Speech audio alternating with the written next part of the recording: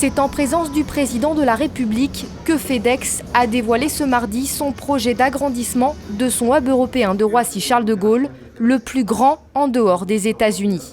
Un investissement d'envergure de 200 millions d'euros, salué par François Hollande. Pour nous, c'est une fierté que de pouvoir accueillir un tel investissement. Et grâce à cet investissement, il va y avoir d'autres investissements qui vont venir.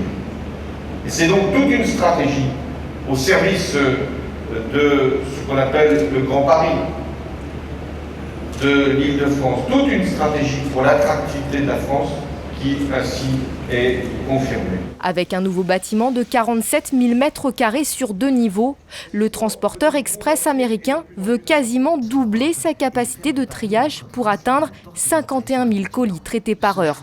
Objectif, répondre à l'essor du commerce en ligne.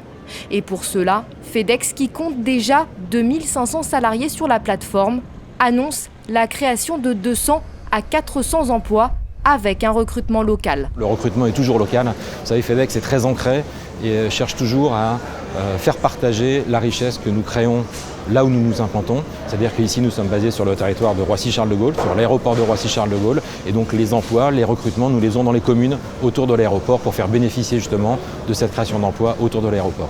Présent depuis 1999 à Roissy-Charles de Gaulle, FedEx avait déjà réalisé un premier agrandissement en 2009. Avec ce nouvel élargissement, le géant américain de la messagerie s'est aussi engagé sur un nouveau bail de 30 ans auprès de Paris Aéroport, portant son investissement à 1,4 milliard d'euros. Objectif, pérenniser une implantation sur un site stratégique. Géographiquement, Paris est très bien placé. Deuxièmement, la région parisienne est la première région en termes de PIB en Europe. La troisième raison, c'est que c'est un aéroport qui est ouvert 24 sur 24, avec une météo qui est relativement bonne. Et puis surtout, l'atout de Charles de Gaulle, c'est 4 pistes, ce qui est assez unique en Europe. Londres est saturé, Francfort est saturé.